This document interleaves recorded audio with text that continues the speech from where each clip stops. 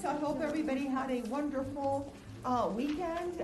Today we're going to finish up the chapter on skin, and we're going to jump right into the next chapter, which is on skeletal or osseous tissues, which we're going to be covering both cartilage tissue and bone tissue. And then we will get to the next chapter today. But the last chapter, before we have our first lecture midterm, is on articulations or joints. So all of the info is on Canvas as far as the slides are concerned. And if you're going to, sort of get a head start on articulations, you probably have already looked at the slides, or maybe not, I'm not sure. But for the articulation chapter on synovial joints, and again, this information is in the slides on Canvas, we're going to focus on the knee joint as far as all the specific portions of that joint. The other synovial joints we kind of talk about in passing. Because I know it's a long chapter, just to give you a heads up on that. And in lab, once we get to more other more specific joints and plug in the muscles and see how those work, then we'll bring up some of the other articulations. But we're still wrapping up this chapter on the integumentary system, or in integumentum. And that includes, of course, the skin, which we've pretty much covered, but also all of the appendages. What is associated with the skin? Notably, we have glands that we talked about.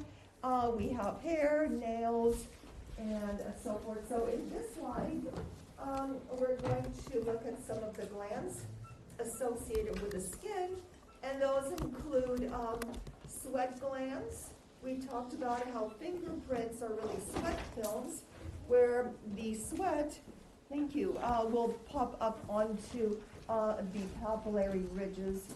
So we've got sweat glands, also known as sudoriferous glands. Sudor, sweat in Spanish, and in Latin, so two words for the same thing. And structurally, these are simple coiled tubular glands. Of course, these are all exocrine glands, not endocrine glands, not hormone-producing glands. And as far as the morphology of the actual secretory portion, remember we talked about how it could be a tubular, like a test tube. It could be alveolar, like a little grape clustery type thing. And in the case of sweat glands, they're simple coiled tubular.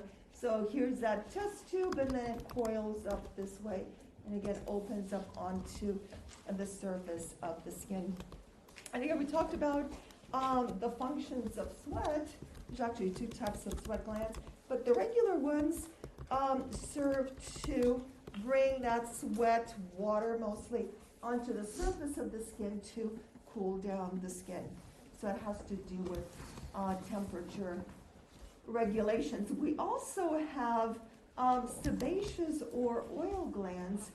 Sebum means oil, and sebaceous or oil glands are not the test tube type things, but the little grape clustery things, and the word for that would be alveolar. So simple alveolar, little grape clustery type things.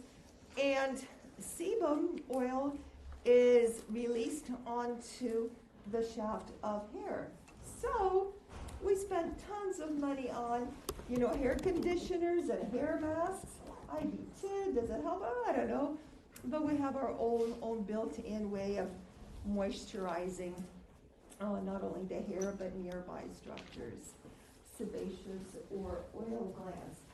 I think I do have something interesting about sebaceous or oil glands, and that's the way in which they secrete their product. And the method of secretion of oil glands is referred to as holocrine secretion, which means in the process of producing the sebum. So here's that alveolar shape, here it is. And as the cells produce and accumulate sebum within their cytoplasm and continue to do so, ultimately the whole cell, the whole cell kind of explodes and actually becomes part of that oily material. So the cells build up all the sebum, explode, and become part of that secretion. So that would be sebaceous or oil glands. Did I talk about, okay, we're going to come back to this. But earwax, of course. Earwax is produced by other cells, and it's only produced within the ear canal. Earwax, ceruminous glands. Cerumen means waxy, and earwax is only produced within the ear canal. For what purpose? Why do we need earwax? It's quite useful. Well, it keeps the bugs out. Literally, it keeps any foreign things that might get into your ear from getting even further down into the ear canal. So accumulate earwax. I know it's kind of gross for early in the morning. So you're going to kind of clean it out, maybe, carefully, very carefully, right? Because if you don't dig in there too much, because what is this thing right here? That's your eardrum, right? So I had a friend whose grandson, real quick story. So he decided to get creative with the Q-tips, and he started digging around in there. He pulled out wax. He thought it was really cool. And then, true story, his mother was a crocheter. Oh, yeah. You know, it's got a little hook on the end. So I said, how cool is that? I'm going to stick that in my... Yeah, I know, right? And the hook of the crochet thing got stuck in the eardrum. I know, right? That's exactly what she said. And so then I think my friend got involved, who's a nurse, now retired, and she says, we can't pull this out on our own. The thing is stuck, right? So it was kind of weird, but what do you do? It's like he's a 2 or 3 year old, he's a little kid. He wants to pull it out, you know, so they said, well, mommy's going to have to tie your hands. And we're going to take you to the hospital. Can you imagine? Luckily, my friend was still working in the hospital to where they took him, so it's not like this abused kid with things sticking out of his ear. Anyway, long story short, they carefully unhooked it. There's still a laceration within the eardrum, and luckily these things do heal themselves. But anyway, right, if you have a little kid, I've got 2 little ones, grandkids that is, and that story always sticks in my mind because as soon as my daughter took up crocheting, I go, no, we'll do that late at night when the kids are asleep. Anyway, so yeah, there's your eardrum. By the way, well, this really doesn't show. It kind of does. We talked about bones. We are talking about bones in lecture, and there's 206 bones or whatever. Where are the smallest bones in the whole world, in your body? Here they are. Look how cute they are. Okay, so these are the little bones of the middle ear. They're called ossicles. Hueso means bone, little tiny bones. And they are sitting right on the other side of that eardrum or tympanic membrane. I want to ask you that, but it's kind of, why not a little bit more than you need? All right, so also breast tissue glands, mammary glands produce a type of secretion. Of course, that would be milk. Once we get to that chapter on reproductive system, we might talk about those to some extent. In this slide, just a reminder, kind of breakdown of all the different types of glands associated with the integumentary system. We talked about sweat glands, sudoriferous glands, right? So there's actually 2 different types of sweat glands, and they differ in the onset of their starting to function and also in the, you okay? Okay. Yes. Thank you, Cash. Also in the nature of the sweat that's produced.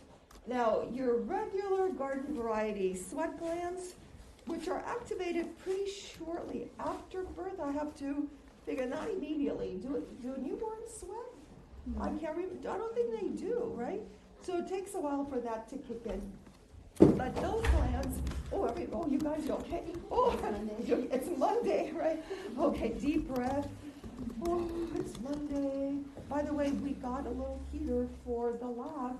Over the weekend, our dean went and bought these little heaters on his own dime. And our department chair, and I got the other two ones, brought all that stuff in, so we're doing what we can. Feel free to talk to our chancellor, because has he done? Nada. Okay, anyway, so, because Monday is, what are I starting the heater? Oh, because everybody is kind of, a little bit still acclimating to back to school. Anyway, eccrine, most common pseudoreferous glands, apocrine glands, also categorized as sweat glands. They're activated at around the time of puberty, and they are more confined to the axillary region. Naked person, axilla is the armpit, right? And also genital and anal regions.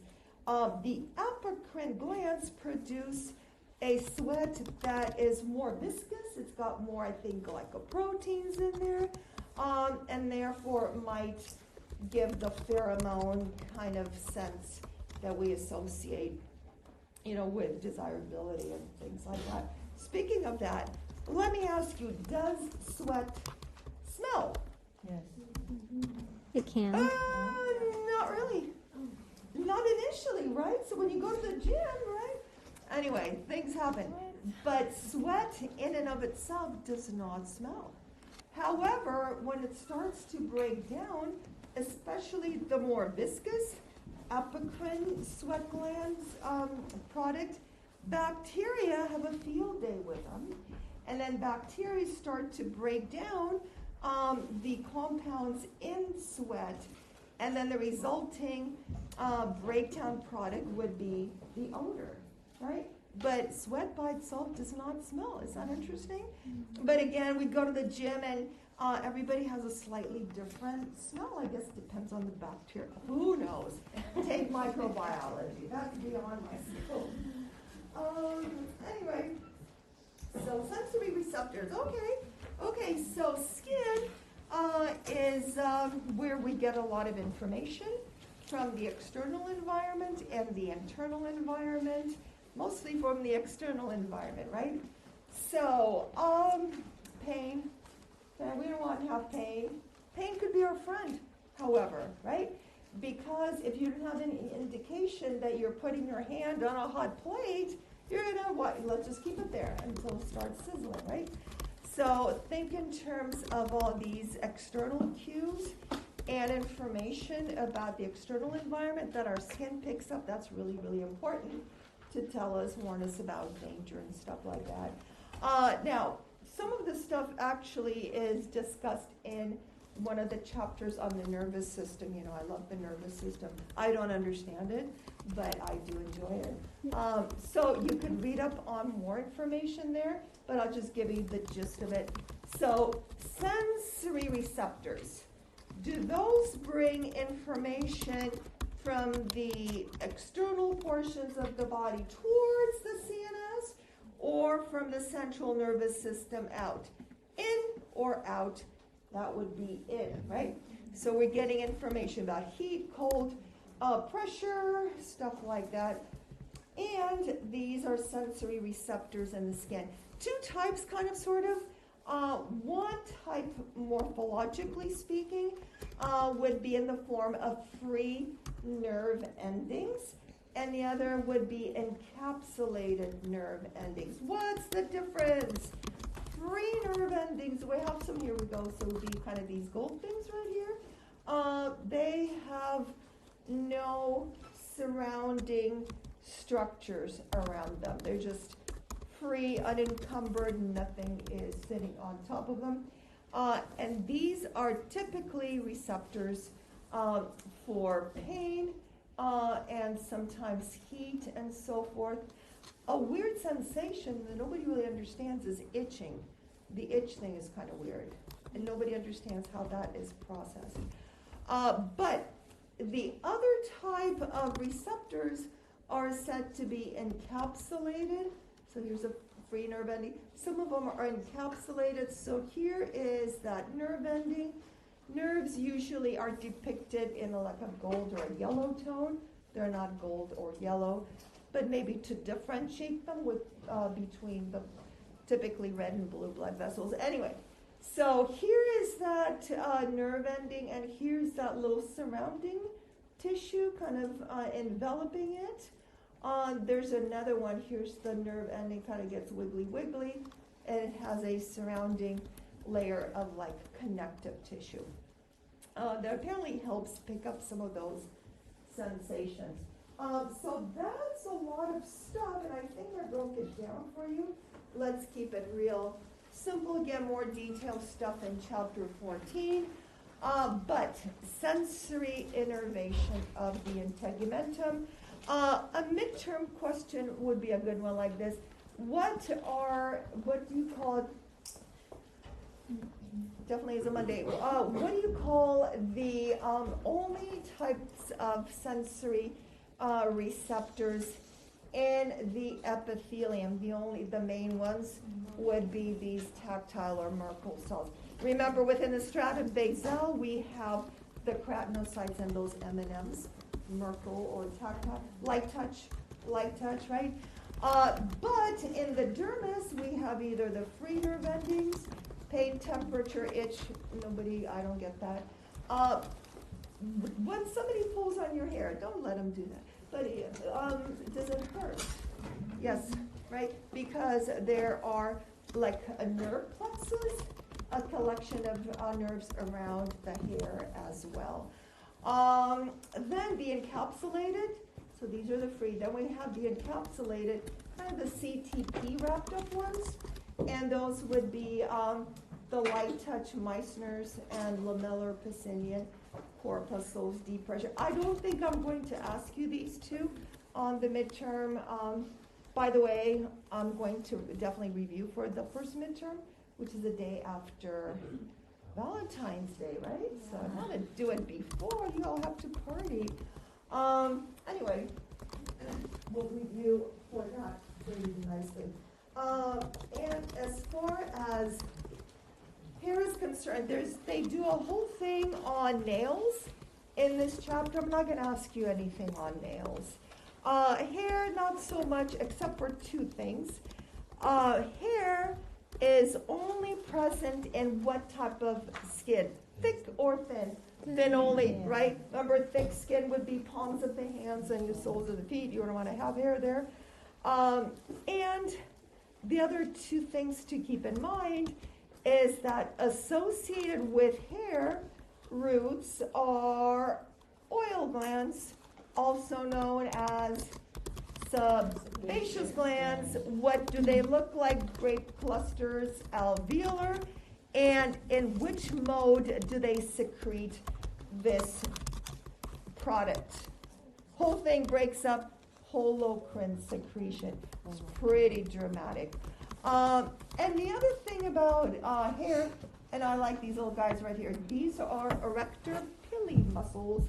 Pili means hair.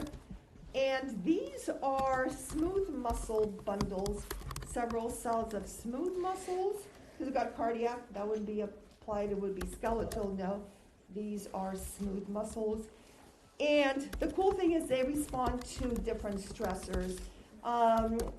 Fear and so forth. We talk about the dogs getting angry, right? And goosebumps. There's the other thing. When you are cold, like, yes, here we are.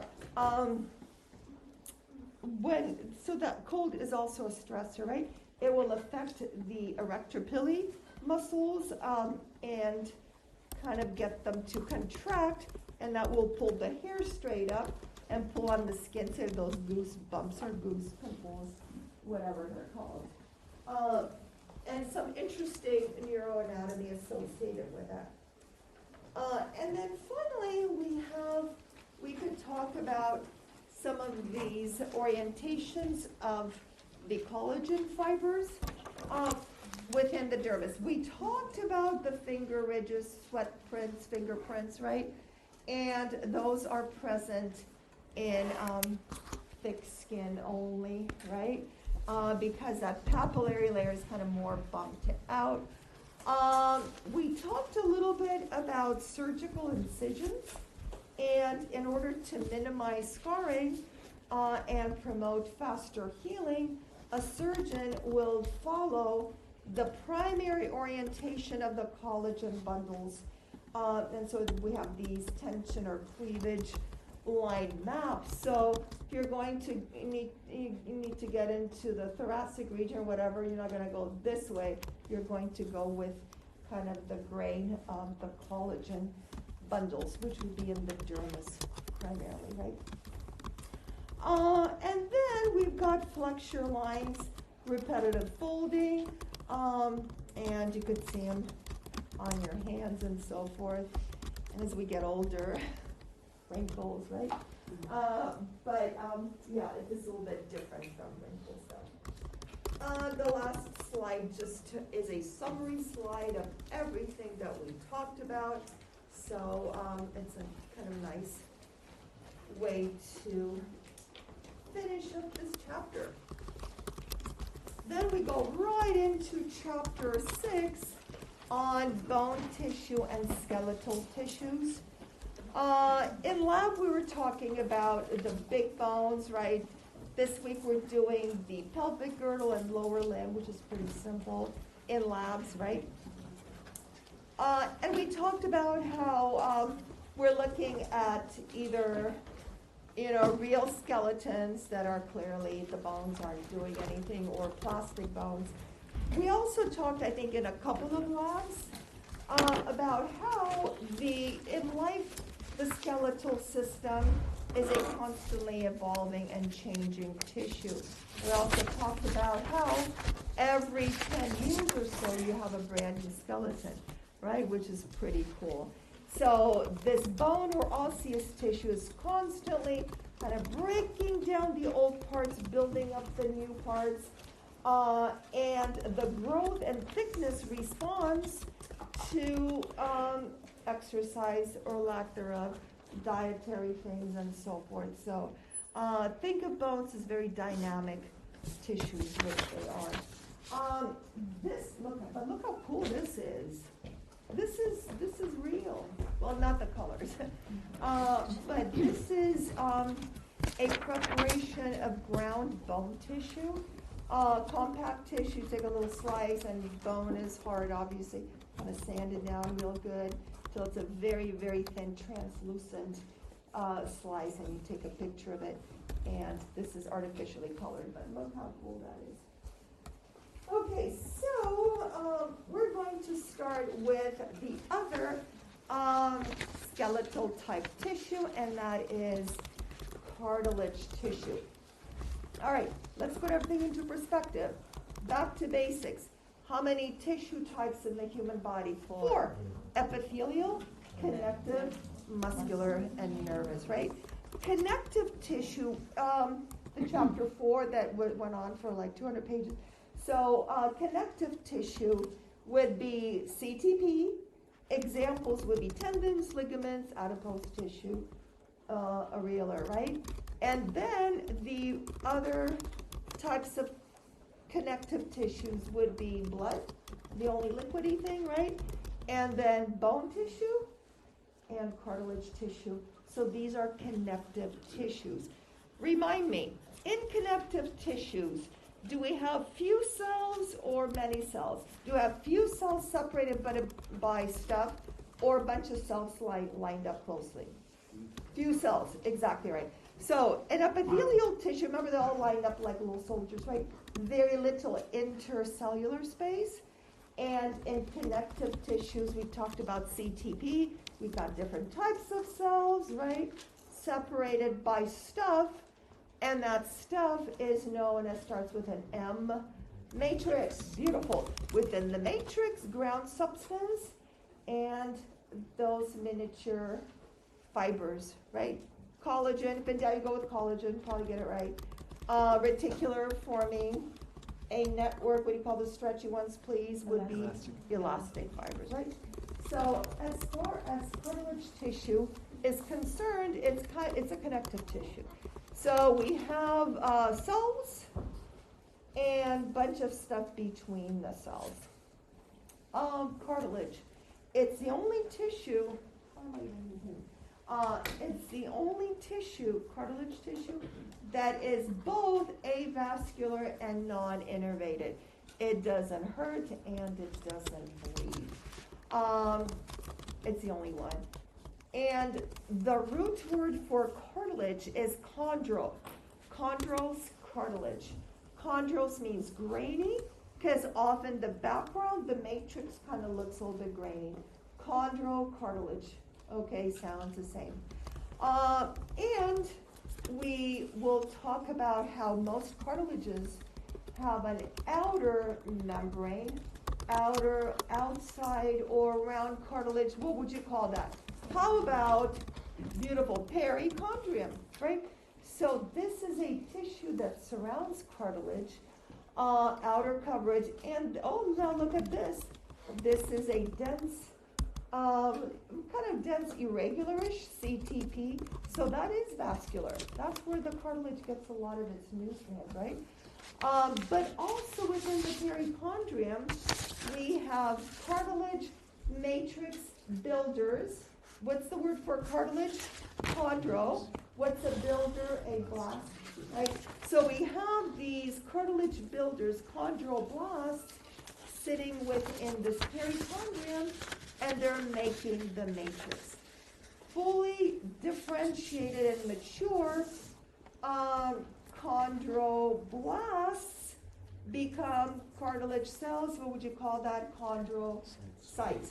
So the blasts build, then they retire. And the retired ones are the chondrocytes. Talk about where they're living and so forth. Matrix, ground substance, is hyaluronic acid and chondroitin sulfate. Do these sound familiar? Yes. Yeah, you go to GNC, right? Do they sell at GNC? Mm-hmm. And they're going to sell you all this stuff. Oh, it's good for your cartilage. It's not going to get to the cartilage, right? Because, well, how would you even, they're pills, right? Well, they go into your gut, so they get broken down. So this stuff is not going, but maybe it gives you more building blocks for cartilage and so forth. Some people swear by it. It's not going to hurt you, so why not, right? Or save your, I don't know. But you've heard of that, hyaluronic acid. It's also part of the skin regimen, right? You put it on skin. Does it get through skin? Probably not, because then it would be an FDA-controlled substance. Anyway, just saying, save your money maybe. And fibers. Now, the fibers would be either collagen or elastic fibers. So, come back to that in a second. Let's look at pictures. All right, so this one, I'm not sure it's from your book. Probably not. It's it's slightly different from your book. So here we see a piece of cartilage, right? What do you call the outer kind of layery perichondrium, right? It's connective tissue. It's got the cartilage builders, which are called what? Chondroblasts. Building. They're super busy. Here they are lined up, right? And then guess what? The chondroblasts, they retire. And they bought a really beautiful retirement home close to a lake. So, and those spaces where they retire and live out their lives is called a lacuna. Lacuna, like the lake. Let me see if I show you a lake. Okay, let me show you. Kind of a sort of a lake. So here we go. The blasts, chondroblasts, are sitting with the perichondrium. They're busy, forming matrix. They undergo a lot of cell division. So a lot of mitosis happening there. Then what happens? They reach 65 years of age. No, not that old. They retire, right? And the retired guys, here they are, Okay, so there's two of them. They can continue to divide, by the way. And they're sitting, look at that, they bought a home on the lake. The spaces are the lacuna, which literally means lake, apparently. All right. So, we have three different types of cartilage: tissue hyaline, elastic, and fibrocartilage. I want you to know the main locations for all of them. By far, the most common is hyaline cartilage. Hyaline cartilage. Hyalus means glassy. So the matrix kind of looks kind of glassy. You can't really see very clear-cut fibers. So that would be your hyaline cartilage. Since it's the most common, we need to figure out where it's located. Embryonic skeleton.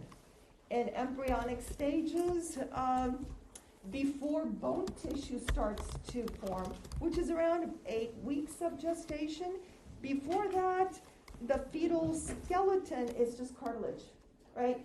And then slowly the cartilage is replaced by bone tissue. One thing to always remember is that cartilage never becomes bone tissue. Completely different tissue types. The cartilage will kind of wither away or stop growing, and it's replaced by bone tissue. Okay, bone tissue is highly, highly vascular. Cartilage hates blood vessels, so the two are incompatible as far as they don't become or morph into the other ever.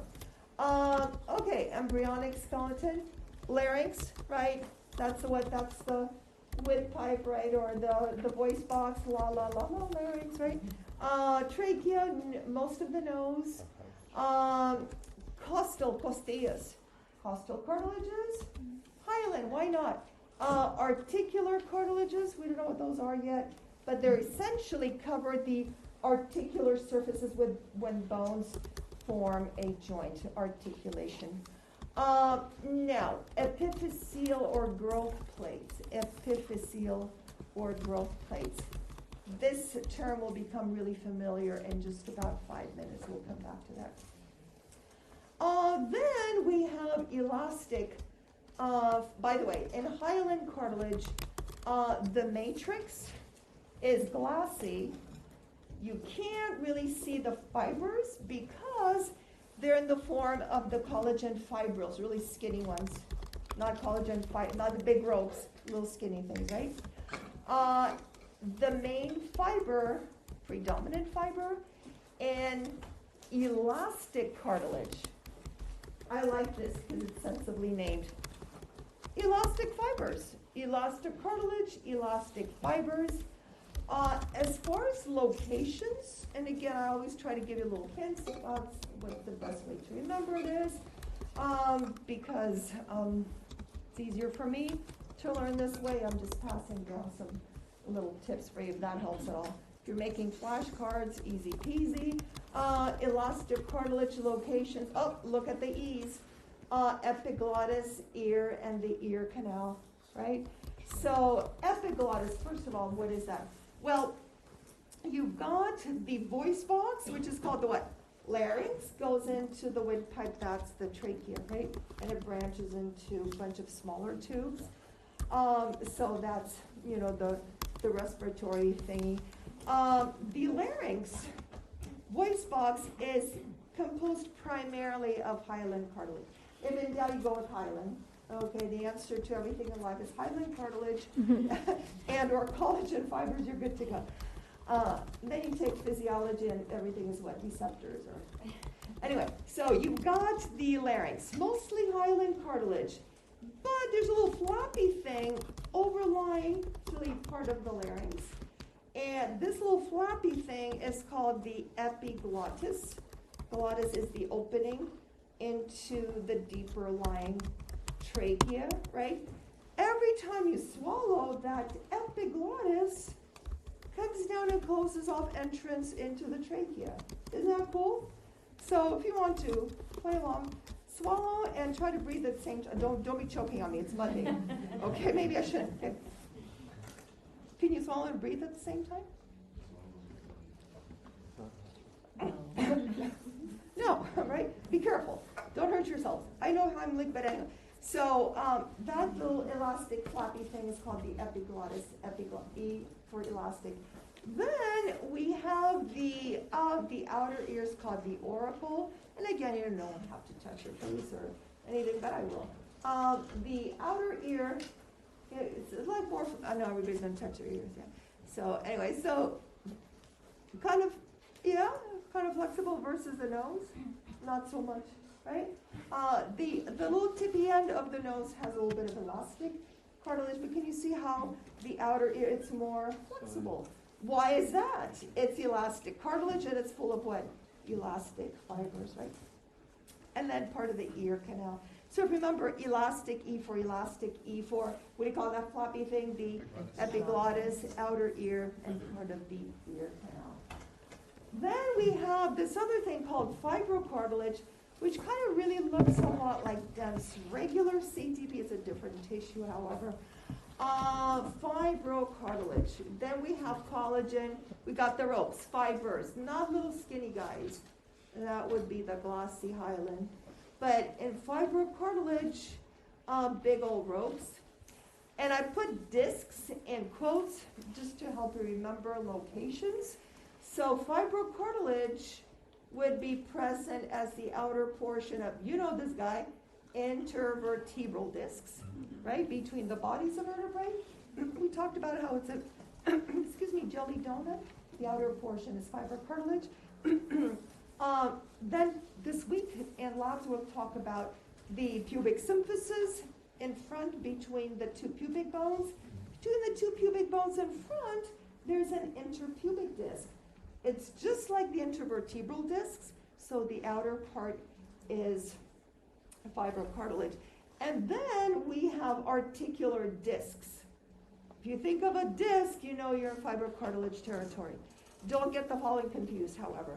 Articular discs, examples would be the menisci of the knee, right? So when you hear of somebody with, actually my friend's going to have surgery on her menisci, and she's not a medical person at all, but boy, she did her research. Well, it's the root of the medial meniscus that needs to be reattached to the pit. So who are you? But when you become a patient, right, it's like, don't Google everything because it'll tell you horrible stuff, right? But go to something that's more reputable. Anyway, so torn cartilage in the knee is usually referencing the menisci. Okay, talk about the knee joint. Oh, I started with the following. So articular discs are fibrocartilage, but articular cartilage is hyaline cartilage. I'll show you the difference in just a bit. All right. Pictures. I love pictures. All right.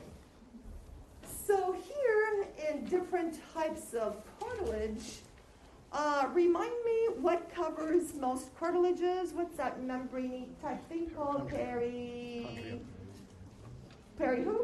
Perichondrium, right? Because there's also periosteum, western part of the bone. This is all we're talking about. Perichondrium, do we have the cartilage builder cells living there? Yep. What are they called, please? Chondroblasts. They're building. They retire Chondrocytes. in the lakes, right? Lacuna as chondrocytes. So here we have hyaline cartilage, hyalose, glossy background. So let me explain where the term came from. Here's a matrix. You really can't see little skinny fibrils, right? Can you see these big old ropey things? Sure. Collagen fibers. Am I boring you? Okay. Anyway, that's fibrocartilage. And then elastic cartilage, we have these little elastic fibers going around. Your book talks about the chondrocytes as kind of fully differentiated. Actually, they make a good point. When the chondrocytes retire, what do? They're retired, they're sitting in the lake, they're still contributing to maintaining the matrix. So they're not just useless, right? When I retire, maybe I'll buy something on the lake if I haven't, no, I won't buy anything on the lake. But I'm still going to be busy, right? So that's for a good retirement. And studies have shown that if the chondrocytes, the retired guys, if they're destroyed, the cartilage will start to break down as well. So they have an important maintenance feature as well. And they divide, by the way. Osteocytes do not divide. So then, this picture, it just gives you an idea of where everything is. As far as locations, E for elastic, E for, what do you call that little floppy thing? Epiglottis, external ear, and so forth. And then for fibrocartilage, what's the word to remember? That would be a disc, right? And hyaline would be everything else, as far as cartilage is concerned. Let's see, what do we have here? Oh, yes. So, if you have any cartilage trauma, the menisci of the knee or something else, does cartilage rebuild itself? Does cartilage heal? Yeah, but very, very slowly.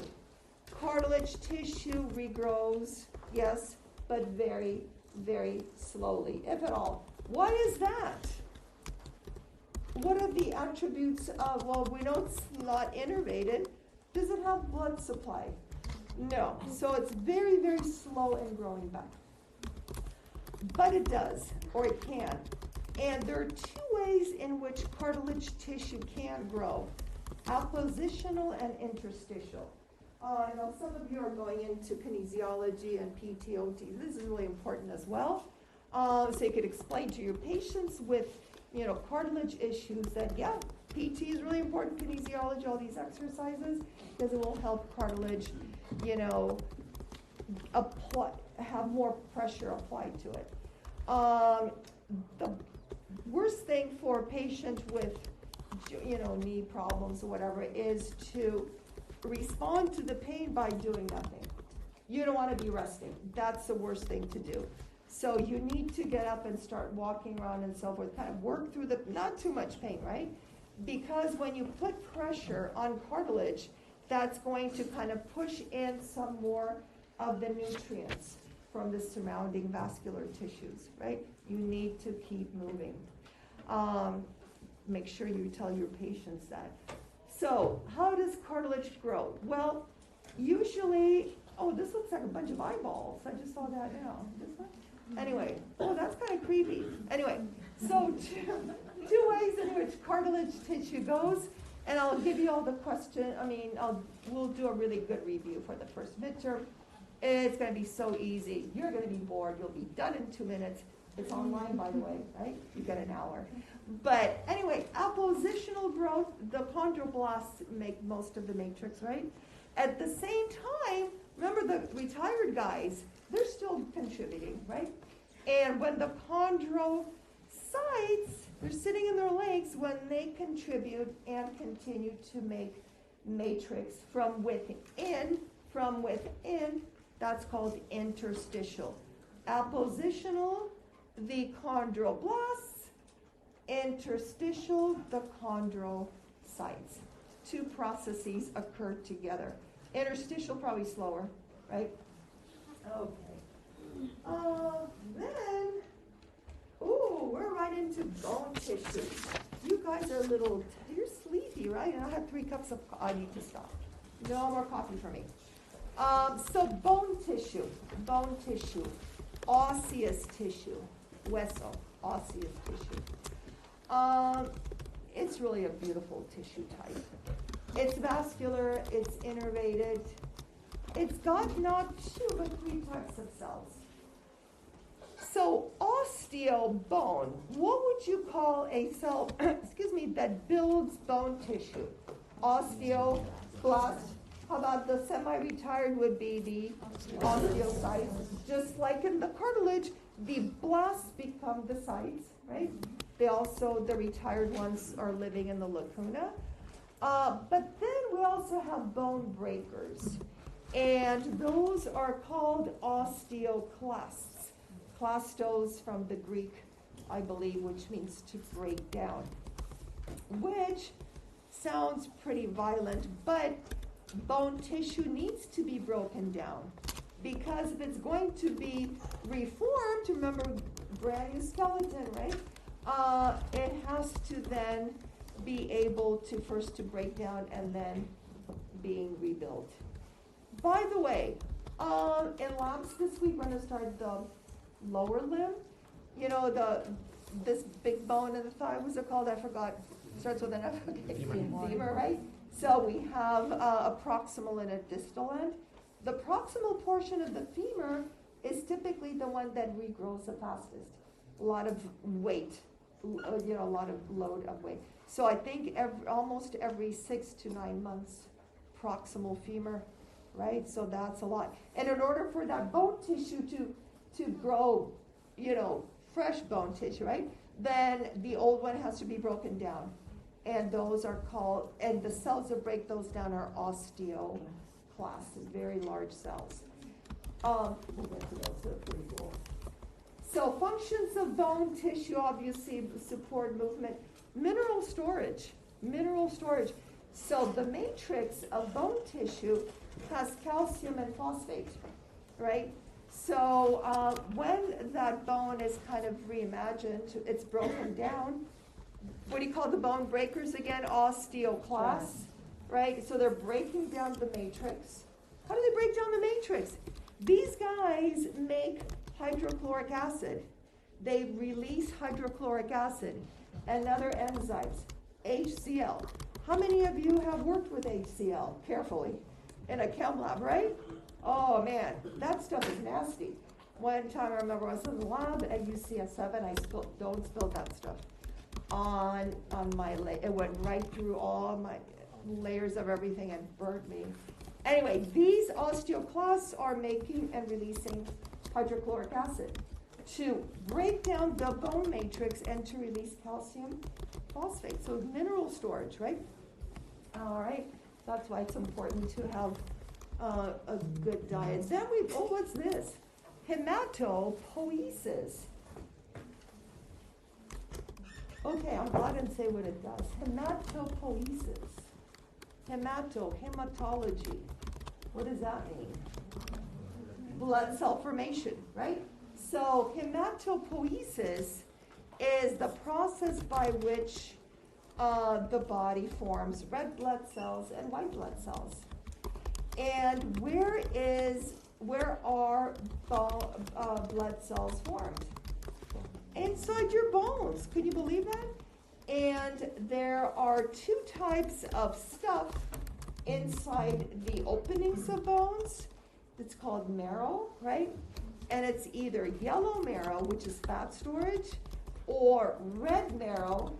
And the red marrow is the tissue that forms red and white blood cells. The process, one more time, is called hematopoiesis. So it's the red marrow that makes red and white blood cells. Question, we've got the whole skeleton going on. In the adult, where is the red marrow located? In the bone. Where, what part of bones? We've got home.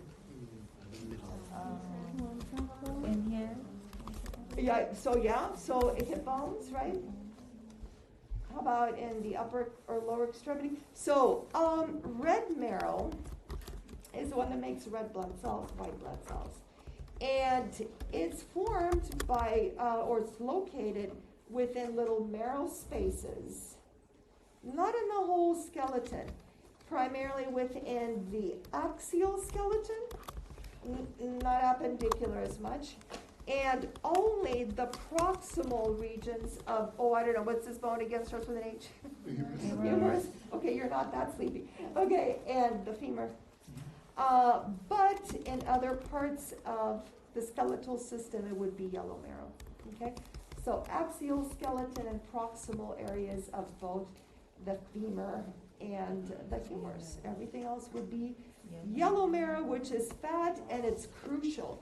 It's a very important source of nutrients. What else do we have here? Fat storage. Now, this is a cool one. Have you heard of this? So, energy metabolism.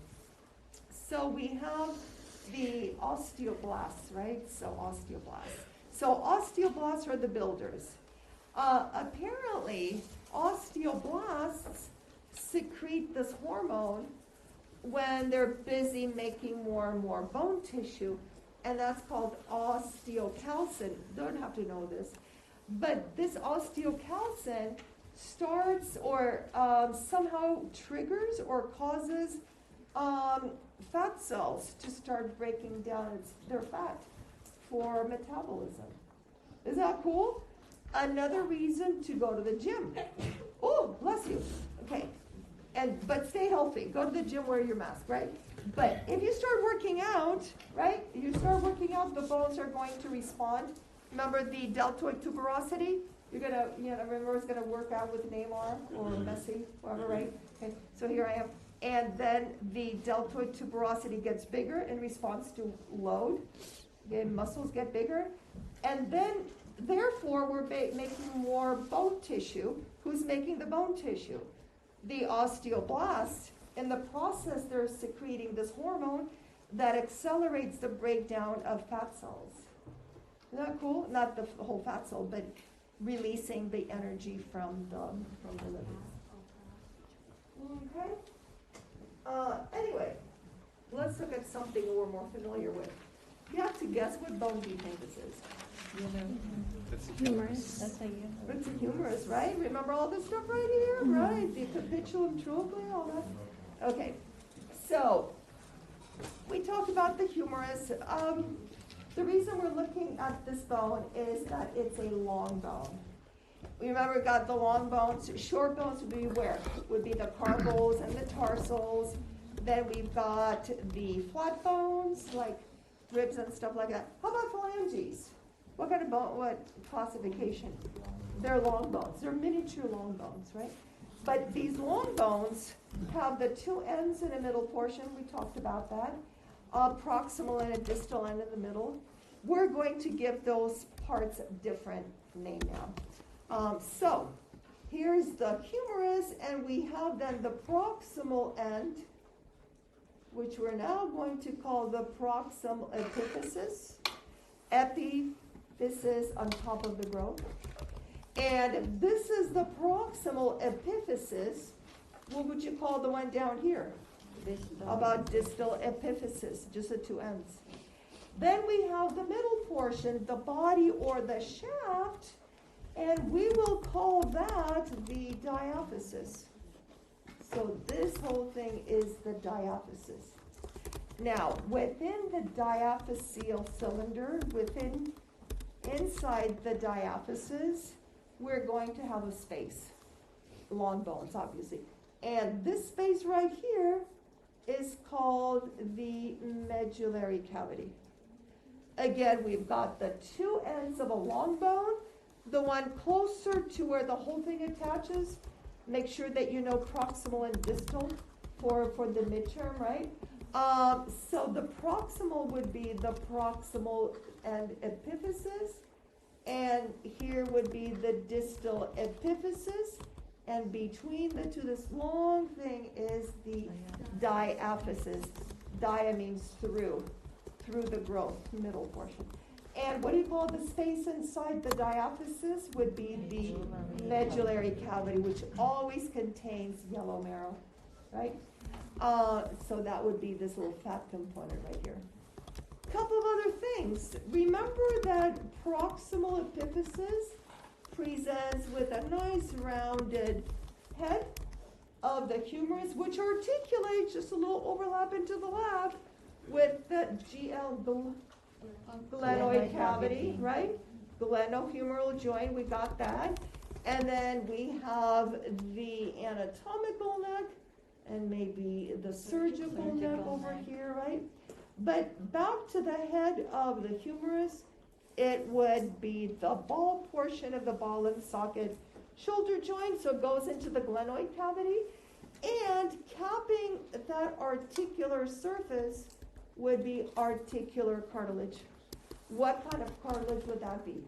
If in doubt, you go with hyaline, right? And then, look at that. Distally, at the distal epiphysis, we've got, remember the round little head would be the capitulum, we've got the trochlea, right? And those kind of hinge into the radius and the ulna, that's your elbow joint. But the distal epiphysis, where it makes that articulation, is also capped by articular cartilage. What kind of cartilage? If in doubt, you go with hyaline. That's the most common. Couple of other things. We have in this bone, well, let's look at this bone. Do you think this is a bone? Well, it's a diagrammatic, but would this be in an individual who is still growing or who is no longer growing in height? That means the bones are no longer growing in length. Fully grown, it's going to change over time. Won't get any longer, or is it still growing in length? Not growing. Why is that? There's no cartilage. There's no growth plate there. So if this bone was still growing, you would have a little piece of cartilage right here. And that would be called an epiphyseal plate of hyaline cartilage. All right, we'll talk about bone growth in a second. So no cartilage, the bone is not, no cartilage, then the cartilage is gone, and the plate is replaced by an epiphyseal line. Okay? We have a picture of that. The growth thing, let's just go all the way down here. Okay? Check this out. We'll get to this. So, bones are grown in different ways, but most of them start out as a cartilaginous model. We'll come back to this, right? So we've got, if in doubt, you go with hyaline cartilage, right? And then bone starts to grow. As soon as blood vessels get into this cartilaginous model, the cartilage dies. Keep this in mind. Cartilage hates blood vessels. When you bring in the blood vessels, the cartilage says, see ya, I am dying. Then, check this out. In this diagrammatic, check this out, I still see cartilage. So this bone is still growing in length. At one end, the cartilage dies off. At the other end, is replaced by bone. When the cartilage stops growing, but the bone keeps on growing, right, they come together and they form that epiphyseal line. Okay? So back to this other diagrammatic. Okay. Before we get to that. Remind me, please, as far as cartilage tissue is concerned, what do you call the surrounding membrane around cartilage? Perichondrium. What would you call a surrounding membrane that surrounds the bones on the outside? Periosteum. Peri around vessel, osseous tissue, osteology, right? And the periosteum, we'll talk about in a bit, but would be surrounding the bones on the outside. Are there cavities inside the bone? Absolutely, right? We've got the medullary cavity and all the other cavities as well.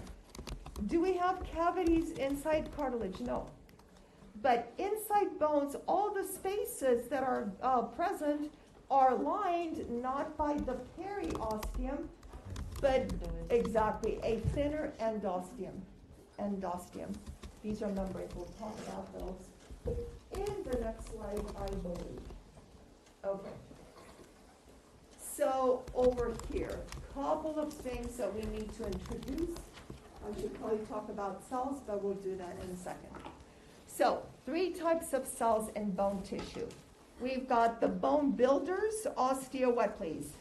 Blasts, they become the fully mature osteocytes.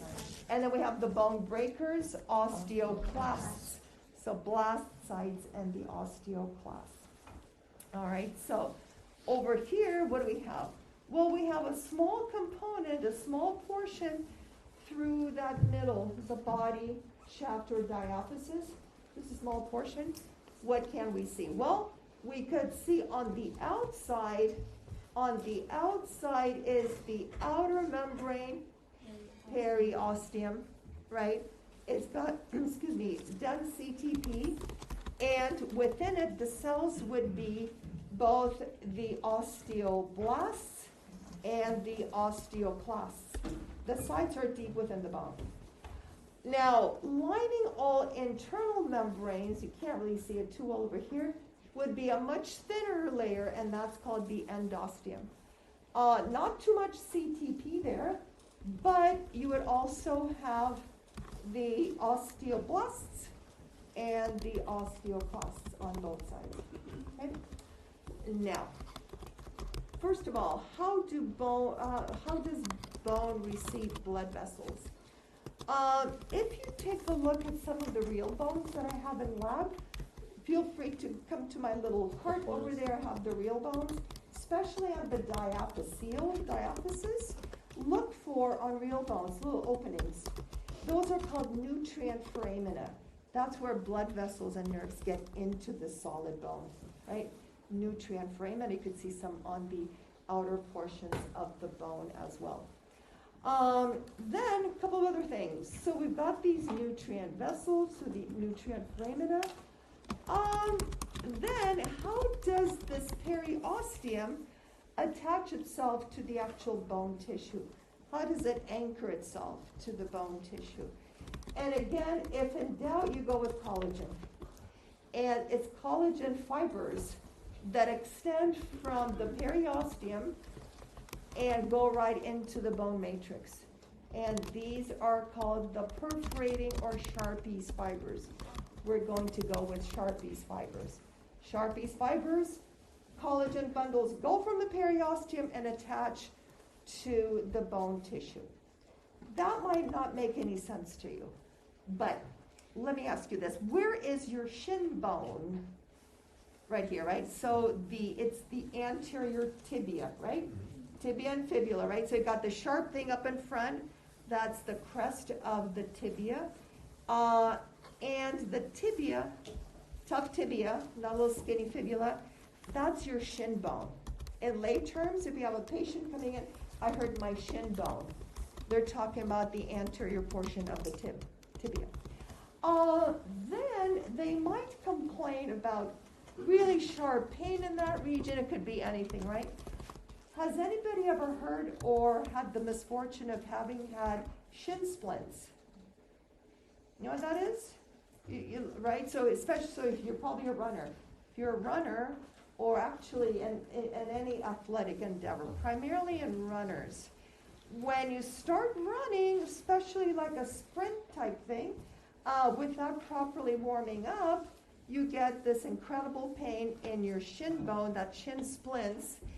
What happens? The periosteum tears off of the bone. Oh, I know, right? And just when I said that, I just got shivers. Warm up before you run. And why would that be extremely painful? Well, because, look at that, it's got, well, not here. It's highly vascularized. So it's going to be a lot of pain. Will it include possibly bleeding? Absolutely, right? So then you're going to have a patient with a lot of pain.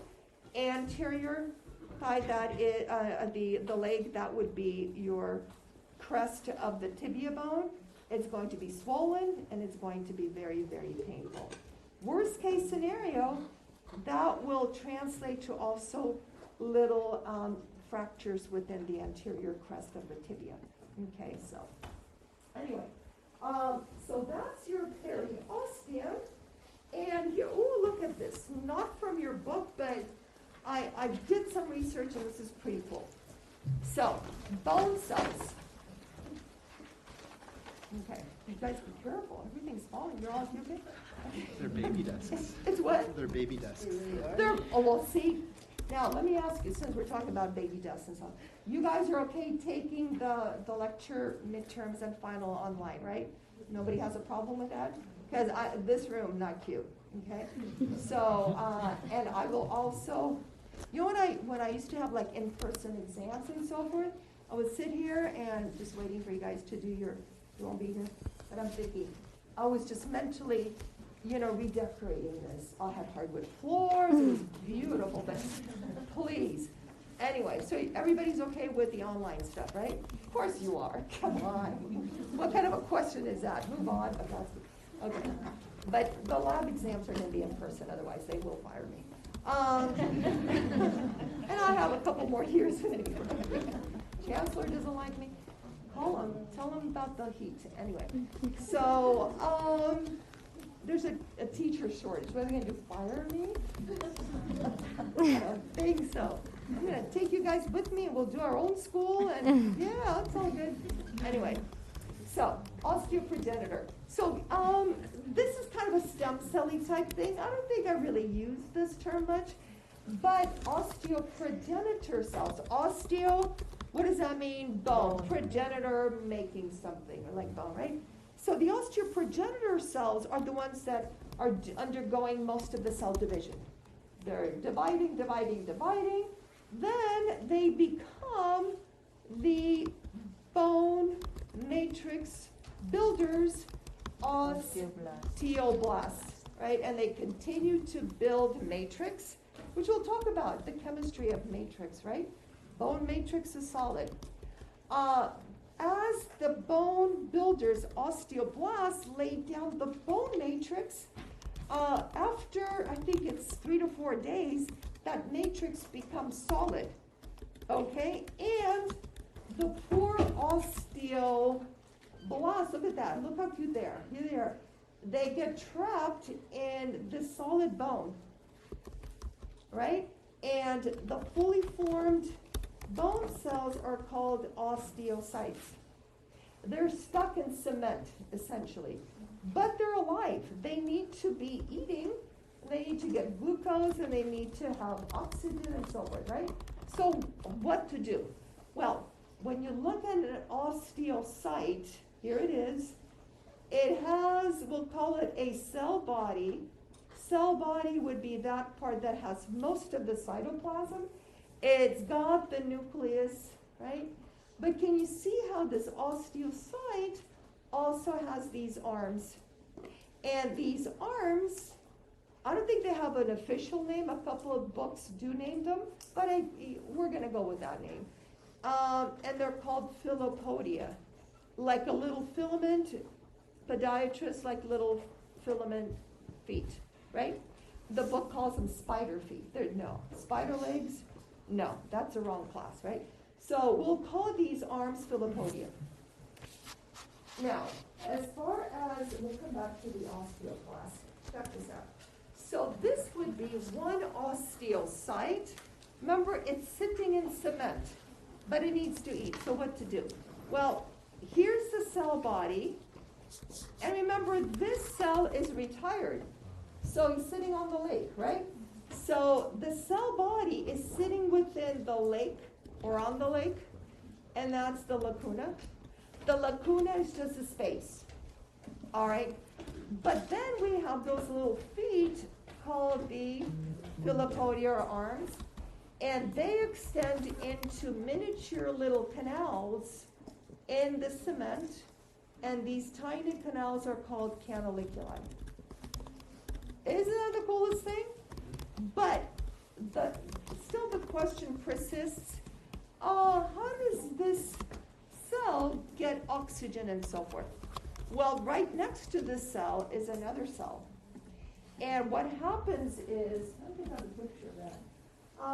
What happens is, I do not have a picture of that. So what happens is, if this cell has a neighboring cell, right, it's got neighbors sitting in their lakes, and these cells have the arms that go into the miniature canals called the what? Canaliculi. And the neighbors, helping neighbor, so one cell reaches its filopodium and reaches out to the neighboring cell. They're touching, and they pass nutrients from one cell to the other. How? Through what? Extra credit question. 5 Diffusion. seconds. What do you call those things through which Membranes. cells who what? Membrane? Communicate with, connect. Reticula? So close. Okay, communicate. Cells communicate. Lateral border of epithelial as well.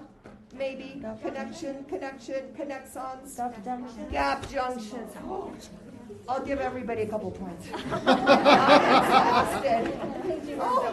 Oh my goodness.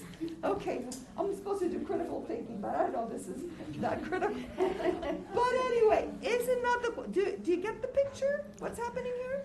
Yeah? No? Okay, look. I have 5 minutes, right? Okay, so I'm an osteocyte, okay? My cell body is inside the, what do you call my coat? Would be equivalent to the lacuna. And, oh, what's this? Well, it's my arm, but what is this? No, it's living. Philopodia, and it's within the canaliculus. Oh, Kasia, we just kind of reach out a little bit. Ooh, okay. And at the fingertips, we have what, please? Caption. Isn't that the coolest thing? And that's how one osteocyte passes down nutrients to its neighbors. Isn't that the most interesting thing? And this is happening in your bones as we speak. All right. So now, look at that. I want to go back to the last type of a cell, and that is the bone breaker, osteo, what, please? Class, right? These are midterm question. Here we go. Listen up. Osteoclasts are multinucleated cells, meaning they have many, many nuclei, and these things walk around. They crawl around. I mean, slowly, it's not like they're running, but many nuclei, they have these ruffled border, increased surface area, and these cells do what? They break down the matrix. We'll talk about the chemistry on Wednesday of the bone matrix. They release what? Hydrochloric acid. Can you believe that?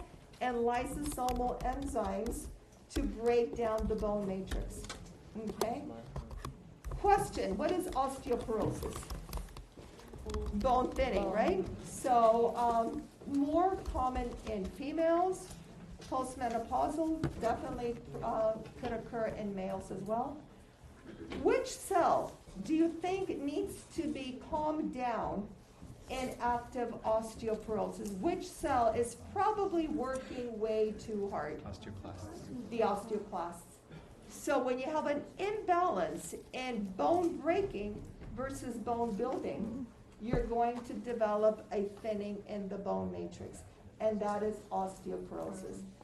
Many osteoporosis medicines focus on toning down the activity of the osteoclasts, right? So, anyway, one more slide, or you guys just done with me? Let's do one more, okay? Bone tissue types. We've got a couple more minutes. On Wednesday, we'll finish up this chapter. We'll start on joints. And please read everything in advance. I want to have as close to at least half an hour to review for our first lecture midterm. So that is my goal, to get you guys all ready and comfortable for that. There's already posted in the module, this week's module, a little breakdown of what's, how many questions per chapter and all that. So start looking at that as well. Anyway, one more thing before we leave today. We have two types of bone tissue. When you look at the bones in the lab, they look solid, right? What do you call that outer portion? Solid bone is compact or dense bone. If you look inside, the bone looks like what? Swiss cheese, right? So the Swiss cheesy thing right here is called spongy bone tissue. One last thing.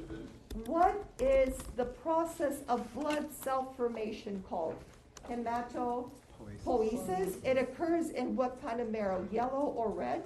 Red marrow. Specifically, where is that red marrow contained? Proximal edges of the femur and the humerus, axial skeleton, but where? Not in the medullary cavity. In the Swiss cheese. In the Swiss cheese spongy bone, we have these marrow spaces. Those are openings, and those would contain red marrow. Marrow spaces, red marrow, axial skeleton, proximal epiphysis of the humerus and of the femur. You guys have been wonderful. Thank you. Stay safe. You guys, just be careful. All right. We'll see you on Wednesday, and we'll finish up this chapter and go on to the next one.